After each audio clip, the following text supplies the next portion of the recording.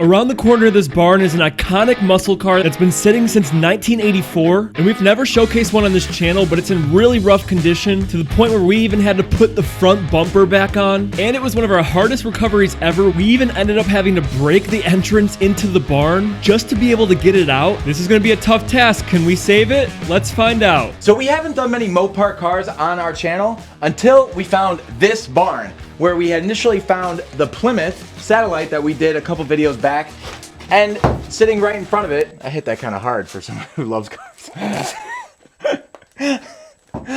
Sorry. And sitting in front of it was a 1972 Dodge Charger, which is the first Charger that we've ever done on our channel. First impressions, I love the color. I love the baby blue and the white vinyl top. Yeah, it looks great. The blue's really nice. This thing's in rough shape. It's been sitting here for a long time, you can tell. Judging by how flat the wheels are, this thing's gonna be a nightmare to get out of here. I never realized how large these actually were. I always thought about, like, you know, 70s big car. You think of a Cadillac or a Lincoln, but dude, Dodge made a huge coupe. The body roll must have been nuts going around corners, especially if you were going quick. The Charger, from my understanding, it had a bigger engine and it was a little bit faster, it was a little bit more sporty, but it was also a little bit more luxurious than, say, the Challenger. So, yeah, does this thing have a sunroof on it? It does, and I was actually going to mention that later because it's a vinyl covered sunroof that is inlaid with the rest of the vinyl top, which I didn't think that was a thing. I didn't think that was even possible. Pretty sweet. But it looks like the vinyl top's actually in good condition, and the paint is in much better condition than the Satellite that we pulled out of here. So I think it's going to come out really, really nice, and it does have an engine and a full interior, so maybe if it's unlocked we can try and start it, but the last car was locked up in here, so I'm not going to keep my hopes too high. But speaking of engines, there's actually another Mopar over here that we wanted to get your opinion on whether or not we should do. This is a 1970 Dodge Challenger, and we would love to do it because I think this, out of all three cars, is the coolest, especially with the paint scheme and the body lines, but it doesn't have an engine.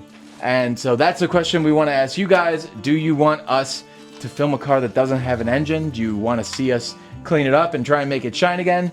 It is going to get fixed by the owner and eventually fully restored, and it does need to get dragged out of here, so we would be helping him out. To be honest, we only want to make content that you guys really enjoy, so please let us know if you guys want us to pull this one out as well and give it a good wash and make it look as like new as possible so we can drop a sick new Hellcat engine in it and do some sweet burnouts. Yeah, he does need to move this car within the next few weeks, so it's either we help him move it out of here and we clean it up for him, or he's got to do that all on his own. So you guys just let us know if you think we should help him out and we should get this thing cleaned up. But time is ticking and the sun's going down, so let's go ahead and drag this Charger into the trailer and mosey on home. All right, let's see if this thing's gonna move at all. My guess is they're locked up, seeing how flat they are, but fingers crossed. I don't have high hopes. That front tire looks planted. Well, it's taking the floor with it. It's not going out without a fight. Hey, at least we don't have to clean up the cardboard. It's taking it out. Take it with it. That's Mike, I'm watching this side. Just watch the other side. What? Man, that sucker does not want to move. Oh, it's in park, dude. No, it's not. No, it's not. Ah, I was gonna say. I was gonna be so mad. This is the only way this thing's coming out. Oh my gosh. Well, she's going straight on the trailer. We're just taking all the cardboard with it. Yeah. That's a first. Come on, baby, brake. Nothing. Hey, this one broke loose. Yay.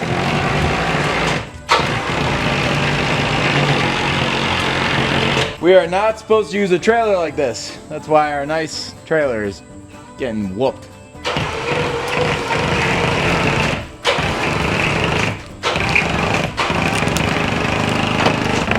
Yes, good. That's working. Good. All right. We destroyed Mike's property, getting his car out for him. Thankfully, he asked us to get the car out, so we're gonna abstain from liability and leave it like this and go home. I'm just kidding. We're gonna clean all this up. So while we get this cleaned up, I want to say if you guys enjoyed this more raw, candid footage of us pulling cars out and you want me to do more of that in the future videos, leave it in the comments below. But also, if you're not subscribed to our channel, please take a second and subscribe, because if the overwhelming majority of you want us to do the Challenger next week, we're gonna do that too, and you don't want to miss that video, so make sure you subscribe right now. Mike, I'm preparing your bath for you. Oh, thank you, dude. How much money to use this bathtub? 50 bucks. 50 bucks? 50 bucks. All right. I'll give you 50 bucks right now. We're back with the 1972 Dodge Charger, and first impression, she's a little rough. We have the front bumper that is hanging here, so Mike's gonna have to be handy dandy and reattach it for us. Obviously a ton of dirt and debris all over the car. We have paint chips from apparently the ceiling in the barn there. The vinyl top is hardly white anymore, so we're gonna have to scrub and try and lift all that dirt out of there to try and bring back that vibrant white. Some paint chipping and then even some body work on the other side on the quarter panel here that's all primered. So she's not gonna look perfect, but we're gonna make her look a lot better. Last thing I'll mention about the aesthetic of this car, at some point the trunk lid was replaced with this green one, which I don't know. You guys think it fits? I have my personal opinions, but let me know in the comments if you like the green and baby blue. I always prefer the combo. On older cars like this, I actually don't mind body panels being changed different color. It kind of gives me that old style body vibe, and I really do enjoy that. This 72 Charger, it's not as popular as the older cars were, and I'm not sure exactly why. I know the front end looks very different than previous Chargers, which to me kind of might be part of the reason. The rest of the car has the same recipe. It has beautiful body lines, and I know that this is a special edition Charger, which gives it a couple more amenities like this vinyl top, and what I've never seen before is a vinyl top with a sunroof or moonroof. I'm not sure exactly what this one would be called, but I've never seen that on any car before ever, so that is actually super interesting. And I think this car also has power windows. I think maybe in my later years I'll appreciate this car a little bit more and give it its just dues, but you know, it's not the most aggressive looking car we've ever done, so maybe that's I think while I'm young I still want to have something super aggressive, super rowdy. No, I'm all about that. That's why I like that GTX so much, Plymouth GTX. I think it's super sick. So again, I'm no Mopar expert, but you guys gotta let me know what makes a 69 or 70 Charger so much more desirable than these slightly newer cars. Because like I said, I'm pretty sure they're on the same body platform and they have like the same profile. So what makes them so much more desirable? Before we clean the car, I wanted to point this out, and we usually don't point out every little sticker that's on these old cars, but this is actually kind of interesting. So this student parking pass expires August 31st of 81, and this video will come out on August 31st of 24. So that's 43 years ago exactly, and it's also Brent's birthday. So that's pretty interesting.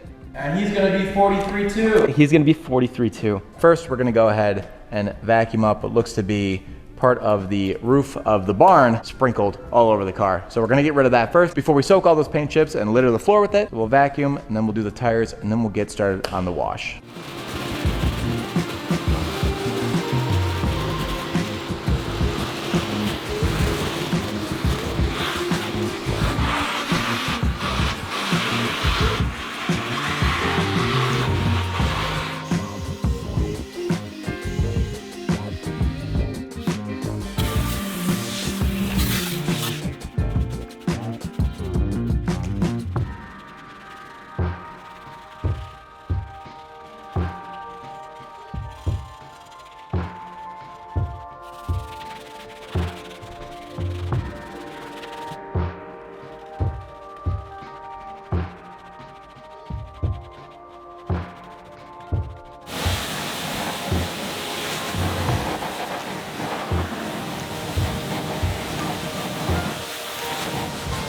And now we're going to reveal what condition this baby blue paint's in. And out of curiosity, do you guys like this baby blue on this car, or is there a different color that you think would suit it better?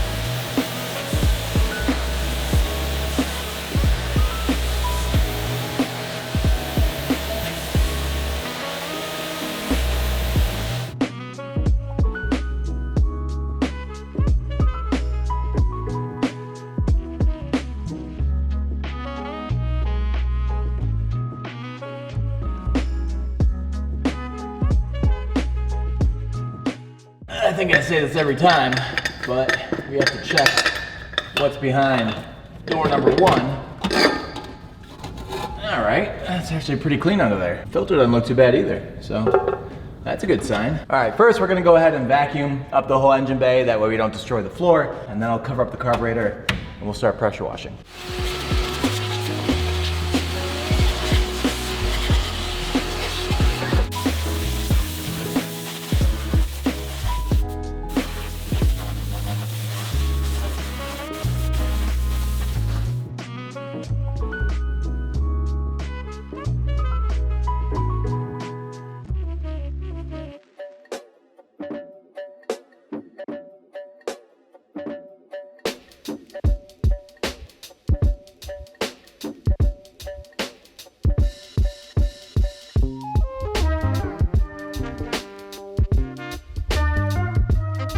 Now that the engine bay is all cleaned up, I'm gonna go ahead and actually clean up the VIN tag so that we can send that information over to the guys at P&P. That way they can decode it for us and let us know exactly what this car was spec'd with. So a little bit of metal polish and some 4/0 steel wool should brighten it up enough to where I can see the stamping on this metal tag. I'm gonna take a picture of it, send it over to the guys, and that way we can figure out what this thing's really made of.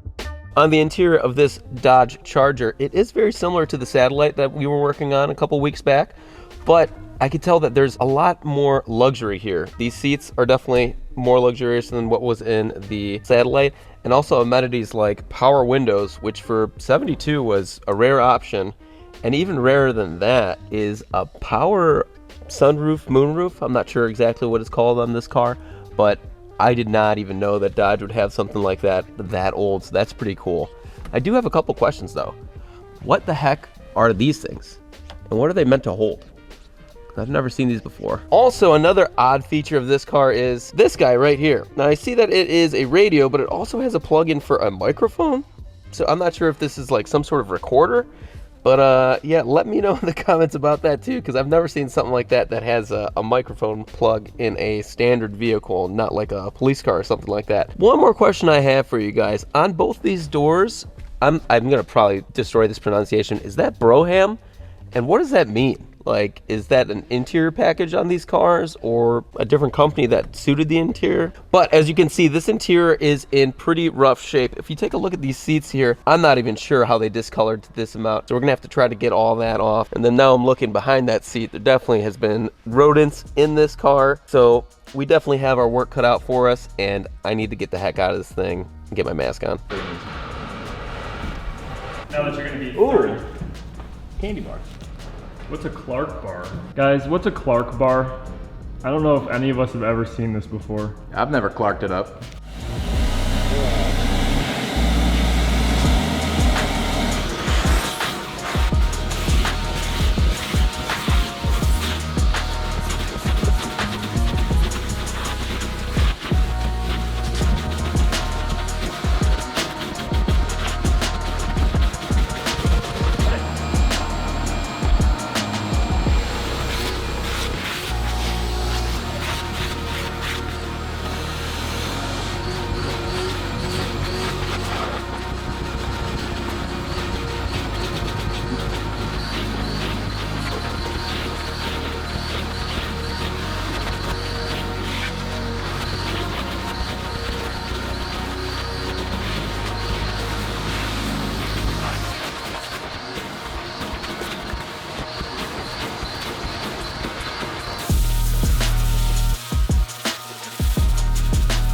the seats, clearly disgusting. So we're gonna give them a good cleaning. And if you haven't noticed, we're using some different products. I'm not gonna say why. All I'm gonna say is keep an eye out over the next couple months.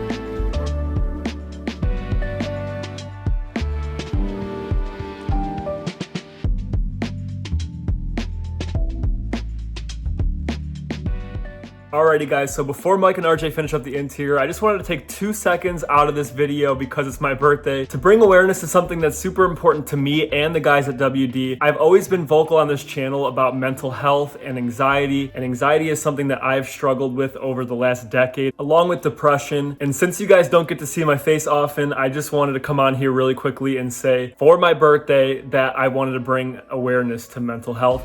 And if you guys are struggling, if you guys are going through a rough time right now, if you had a not so great week, I just want to tell you to hang in there. Things will get better. It may take some time. When we started this YouTube channel, I was in a horrible place mentally in my life. I just wanted to take 2 seconds out of this video in hopes that my birthday wish, if I were blowing out candles right now, would be that you guys, if you're struggling with anything right now, that you get through it and things get better for you. And just know that you're not alone. You are loved, you matter, and there is a light at the end of the tunnel. So anyways, with that being said, we're gonna go finish the interior of this car and Mike is gonna extract the carpet.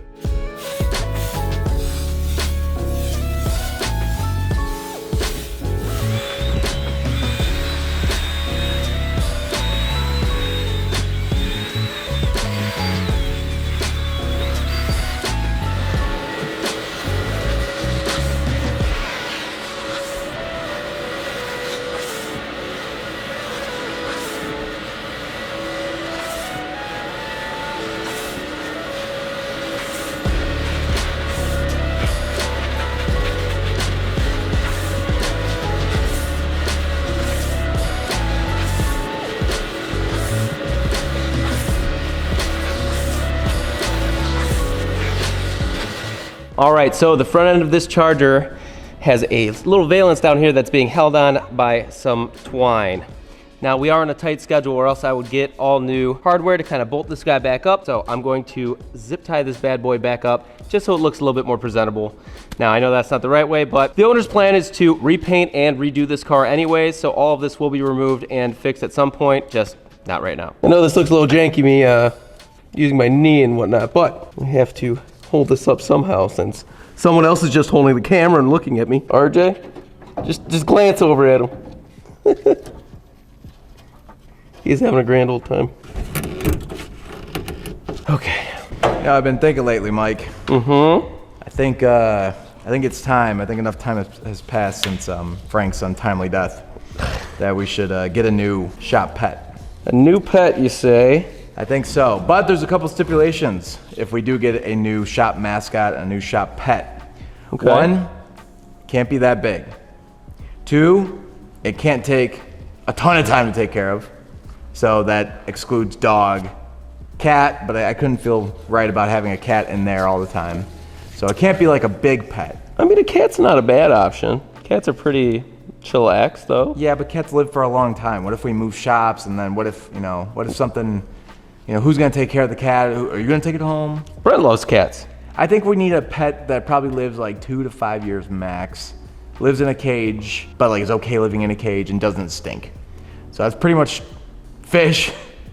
Yeah, gerbils. You're keeping it low. I mean, we And could hamsters. just, if the next mouse we find, we could, put in a little cage and. I might be okay keep if for we a long find a time. mouse, and I'll take care of a mouse if we find one. It's hard to get them living though. We've had them, that's for sure. I don't know. What do you guys think? What's a good pet that doesn't stink, that doesn't live that long, that doesn't take a lot of care, that you can leave for multiple weeks at a time and it's still fine? Leave for multiple weeks. Not multiple weeks, but like if we went on a trip to go do a car. Well, if we left for 4 days. Yeah, Food, water, it'd be Yeah. okay type deal. I get what you're saying. I think gerbil's kind of like the only, or turtle, but turtles stink. Gerbils kind of stink too. I like turtles. I've always wanted a chinchilla. Yeah. Oh no, chinchillas are very hard to take care of. Yeah, I'm sure. Our buddy Adam, his mom and dad used to have some chinchillas, and they actually watch this channel a lot. So, shout out to you guys. Shout out to you guys. Yeah. Hi, Mr. Buck. Maybe a shop pet isn't the best idea. I do miss Frank, and I wish we had someone else to throw our scraps of food at every morning. All right, it's polishing time, and of course, first thing I have to do is take a look at the car like usual. And this one is not going to be as difficult as the Plymouth that we pulled out of the same barn, because it looks like it has been repainted, albeit not great, but it doesn't seem like it's going to be too hard to bring back some shine and luster. We have a lot of damage on the body that there's nothing that I can do about, but we're just going to try and bring back that baby blue, which I think looks beautiful with the white vinyl top. And this car is actually starting to look a little bit cooler than I initially expected now that it's all clean and dry. I'm still not a big fan of the green trunk lid, but we're going to make that shiny too. And I think the plan of action is just going to be a light one-step polish with a foam pad and a dual action polisher. Like I said, there's not too much I'm going to be able to do just because of a lot of that damage to the paint and body, but we're going to make it look much, much better.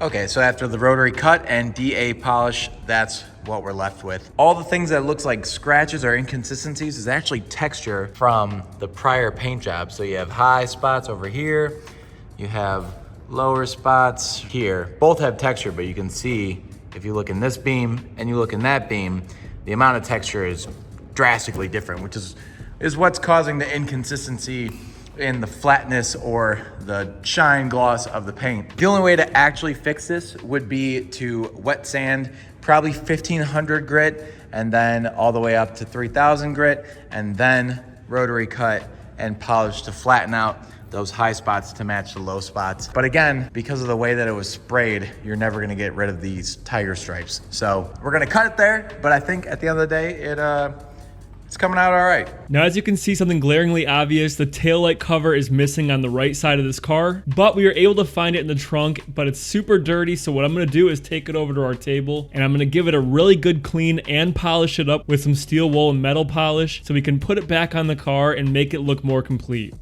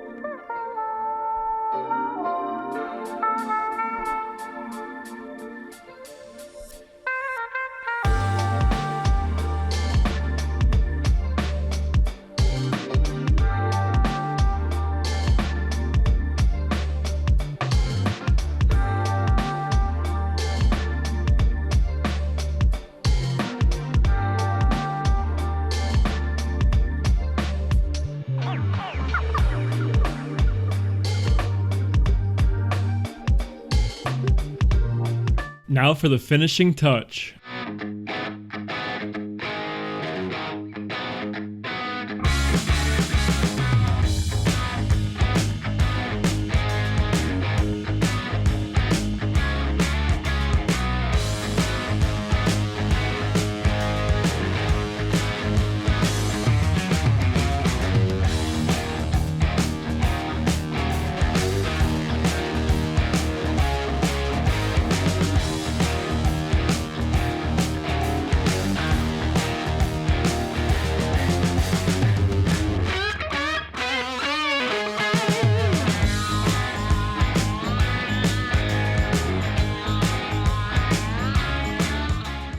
We're here with the guys at Power and Performance. Tim, Adam, guys that have been helping us try and get these cars started.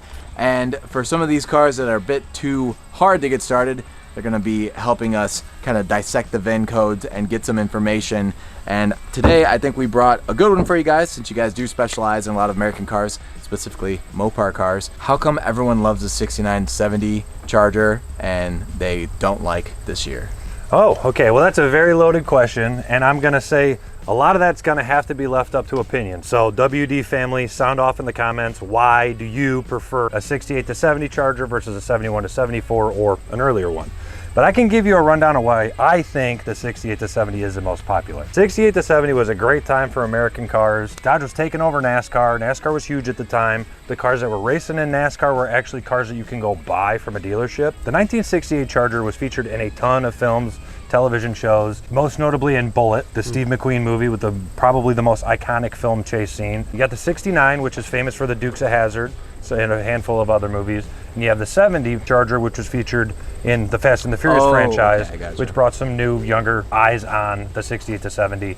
It was used in a ton of other movies and TV, but it's just like an aggressive car. They each had their own distinct headlights and taillights. They were not as, I don't want to say this is necessarily cookie cutter, but they were not as bland.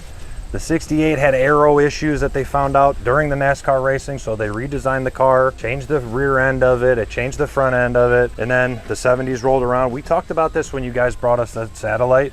It was a 1972, just like this car. 1972 was the first year you could not get a Hemi in a Mopar. From 1972 to 2003, there was no Hemi. This was also right after they signed the Clean Air Act, the first major Clean Air Act bill, and the EPA was formed, creating emissions laws. This came right after that. They limited the size of the engine you can run in a NASCAR, which changed the sport dramatically. And in the last 2 years of NASCAR, before they changed that rule, the Charger Daytona and the Plymouth Superbird ruled the sport. I wouldn't say this would be like my car, because you'll see a car that I really like here in a little bit, but I think you could make any car cool. Like, you could probably do a bunch of things to customize this. I'm not one for keeping a car original and stock. I insist on cutting apart, modifying it, and making it super cool. You could definitely make this into a cool car. We just kind of were chatting about the sunroof thing on this car, and I know some of the 71s and 72s came with them. I've never seen one. I don't know how to tell if it's original. I feel like this is going to be another thing that's best left up to the comment section, because there's probably a ton of you guys that know, oh, very specifically, this is an OEM sunroof. I know how many came with them. Adams did a little research. It was high 3, low 400s for a 72. Came with the sunroof. You could get it with a straight 6, you could get it with the 440. It didn't really matter. Couldn't get it with a Hemi. No, not a Hemi. I personally have never seen one before, and it made me think how many cars from the 60s and 70s actually had sunroofs. I don't know if I can think of any off the top of my head that came with the factory sunroof. So It is a power sunroof as well. That's kind of cool. I'm seeing the switch in here. If you It's wanna, probably one of the reasons why this car doesn't speak to me as much, because it just seems like this was so much more of a luxury car, or it just had like luxury features with the air conditioning and the sunroof. And personally, I don't like any of my cars with sunroofs because it's just a failure point. And the sportier the vehicle, I think sport vehicles should always be hard tops, unless you're cruising with the top down, but that's not my speed either. Yeah. So that's why I personally don't love this. Also, the front end looks nowhere near as cool as that 68. That's one thing I wanted to ask, because the front end is obviously very different from the muscular looking older cars. Are there just like front end swaps where you could just make this thing look like one of the older Chargers? No, I don't think there's any direct bolt-on stuff. There's probably kits for everything now. Mm-hmm. You know, like Brent ordered these dead cats we're all wearing from Temu maybe? I don't know what they call it. You can, You could get pretty much just about anything you want nowadays. Yeah. But I've never seen a front end swap on this. What people usually do is they put the cone style front end on their Charger to make it look like a Daytona or a Superbird. I'm sure it didn't make a ton of power in 72 because that's when the restrictions started really rolling in. But I'm sure this thing wasn't purchased to be a race car. It's got power windows, a sunroof. This was a good cruiser. I love these old school piston V-twin style AC compressors. It's like you got a little Harley under the hood. Exactly. I said that That's exactly what me and RJ thought when we opened the satellite. They look. I always And laugh what is that when for? I see That's them. for the AC? That's the AC compressor. Oh. Yeah. Whereas the new ones have like 8 or 9 pistons that roll around on a like reciprocating ball. And this is actually like a V-twin? This is like a air compressor kind of. No, oh, that's really cool. Yeah. Are there people that actually like spec these out and put like an actual kind of Harley? I don't think so. That but would look awesome. yeah, That would look cool. It's just cool seeing it under here, the old school technology. What's up with them headers? This thing was a race car, dude. Oh, it does have a set of headers on there. So maybe it was a race car after all. Well, it definitely was, but unfortunately now this is another car that is locked up. We took a socket and put it on there and can't seem to turn it for anything. It's a real bummer that all these flipping cars we find tend to have locked up motors. But I do know of one car that we found that was pretty dirty and maybe it was capable of being fixed. Yeah. Should we check it out? How about you guys wait here? Okay. I'll be right back. At least it looks better than the Mustang too. Yeah. That is a hideous car. Sorry for anyone that loves the Mustang the 70s too. Mustang? Wait, RJ, turn around. Oh my God. It's actually It moving. looks sweet. Yeah, moving. You can tell it is lower than the other Z28. Oh, right through the spot. That sounds great. That sounds really good. Last time we let off, what did I do? I sprayed a little starting fluid in there, we cranked it, gave us a little sputter. One thing we didn't see was the giant puddle of oil that it made underneath the car. Ended up putting it on the lift, just did an oil change on it because it blew the O-ring out of the oil filter. So I put a new oil filter on it, new oil, did the same thing to get it to start, and it blew oil out of it again. Oh, what's going on? So I unspun the filter, and the adapter that the filter screws into is actually cracked in half. So the filter was going up, building pressure and cocking to one side, blowing the seal out, blowing the oil out. So I had to get a new one of those. And then it started leaking oil out of the oil pressure sensor that's right above the filter. It literally was blowing through the middle of the sensor out the connector. So I took that out. We know we have oil pressure, so I just plugged it for now instead of getting a replacement because it's blowing oil out everywhere. We got the fuel pump in there. We got 5 gallons of fresh gas in it. We got fuel pressure. And then went and started to work on getting it to start. The injectors are really gummed up, clogged. They've been sitting for 25 years. Who knows what kind of condition that fuel was in. They've slowly kind of worked and loosened up. But if we want to get this thing run better, it's probably going to be best to, pull those injectors out. Either replace them with another good set that you can find used, get them actually cleaned and flowed and stuff. There's kind of options there. But it does run and drive now, which is great. All right, so apparently we're looking at getting the injectors replaced or cleaned out, and it's burnout time? It's burnout time. One wheel peel burnout time. One wheel peel, why? It's got an open diff. Oh, can we weld it? Oh, God. Yeah, we didn't even get an exhaust note. Can you give it a rev? Kind of. She still needs a little bit more. Needs a little bit more love.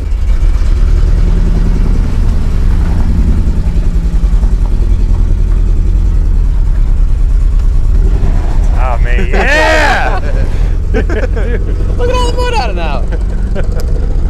I guess we're gonna have to detail that again. Hopefully you enjoyed us dragging out that Charger and getting a bit of a history lesson from the guys at Power and Performance. Tim, you guys are awesome. Always I a really pleasure. appreciate it. Always a pleasure to have the WD guys come up here. Thank you very much. Yes, Absolutely. sir. Brent, behind the camera. I mean, you don't get to see him as often, but he's here, and he does work. Sometimes a little bit, but sometimes none. But he's also there. He's gonna cut that. Well, That's that's the fine. power of the editor. He has a magic wand to make himself, to remove everything negative about himself.